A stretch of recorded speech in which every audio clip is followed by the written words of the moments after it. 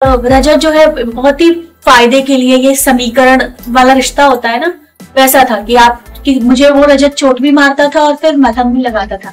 और रजत का क्या, और रजत का भैया चौड़े में आ जाओ।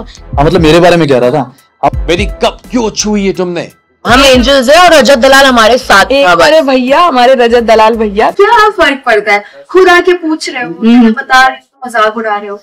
रजत जो है बहुत ही फायदे के लिए, ये समीकरण वाला रिश्ता होता है ना, वैसा था कि मुझे वो रजत चोट भी मारता था और फिर मलहम भी लगाता था, फिर चोट मारता था, फिर तकलीफ पहुंचाता था अपने शब्दों से और फिर मलहम लगाता था। तो ऐसे इंसान से दूर रहना बेहतर है जो आपके साथ है पर आपके पीठ पीछे आपकी बुराई कर रहे हैं, आपका मजाक बना रहे हैं। हाँ, वो एक वैसलीन का प्रमोशन था मेरा और रजत का, तो वो बिग बॉस की तरफ से हमें दिया गया था, तो इसीलिए हम दोनों, और मैंने ही सिखाया था उसको डांस, और हम जीते भी थे। तो वो हो जाता है कंफर्ट, आप एक ही घर में रह रहे हो साथ में, तो वो कंफर्ट जोन आ जाता है थोड़ा।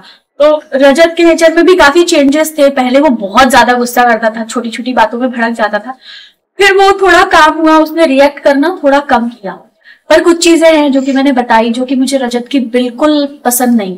रजत ना कभी मेरा दोस्त था और ना ही बन सकता है, ना मैंने उसको कभी रजत भाई बोला है ना, तो भाई भी मैंने रजत भाई कभी करके उसको बोला नहीं। तो मुझे ऐसा लगता, मम्मी जी ने तो बोला दोस्त है ना, क्या नहीं है दोस्त, वो दोस्त बनने के लायक ही नहीं है, क्योंकि उस इंसान पे भरोसा ही नहीं किया जा सकता। जो इंसान अपने शब्दों पे नहीं रह सकता, जिसपे हम ट्रस्ट नहीं कर सकते, उससे हम दोस्ती कैसे करेंगे?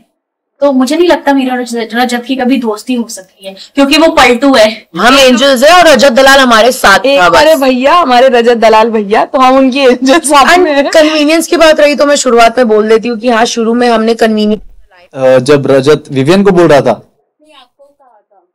हाँ मतलब मेरे बारे में कह रहा था, हाँ वो मेरे बारे में कह रहा था, आपने देखा होगा मैं ऊपर से आ गया था जब, तो मैंने बोला था यार तू मेरी बात में मत बोला कर, तुम बोल रहा था मेरी बात में, तो अपने आप काम से काम रखना। भी रजत के साथ हुआ, जब राशन बाहर कर दिया तो उसका स्माइल कर रहा था, मुंह ऐसे हो गया, कहता ये क्या हो गया यार मेरे साथ, आप हैरान हो जाओगे।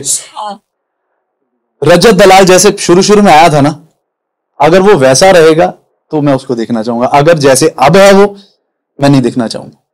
हाँ, क्योंकि वो अनफिल्टर्ड फेस पे, सबके मुंह पे, किसी को जाके मेरे को बोलने की जरूरत नहीं है भाई, मैंने तेरे को बोल दिया बस बात खत्म हो गई। ये नहीं अभी क्या करने लगा, वो तेरे को बोला, उधर बोला, उधर बोला, उधर बोला, उधर बोला, ठीक है।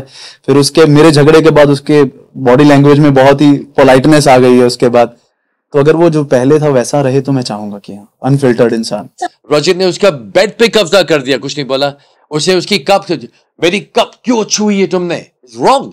तो मैं थी, रजत थे, तो हमारे जैसे जो लोग हैं वो हम जो पहुंचते हैं अपनी लाइफ की कहानी के साथ पहुंचते हैं, ना कि हम इस टीवी सीरियल का फेस हैं या हम इस फिल्म का फेस हैं।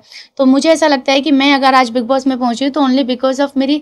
और रजत का क्या, और रजत का भैया चौड़े में आ जाओ, तसल्ली कर लो, पाड़ लो, उखाड़ लो, उसका वही ख़त्म नहीं होता भैया। और जबकि वोट भी उन्हीं को मिले हैं, मतलब वही जीते हैं। देखिए ऐसा है कि हर हफ्ते ना सबका हिसाब होगा और बराबर से होगा।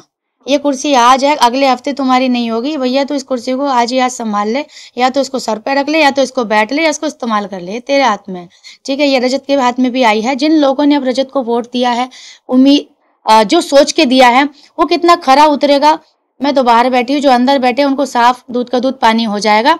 अगले हफ्ते उनकी आँख खुल जाएंगी और उनको समझ में आ जाएगा कि भैया अब अगली बार रजत को देना भी है या विवियन को देना है, या दोनों में से किसी को नहीं देना है, कोई तीसरा उम्मीदवार खड़ा करना है।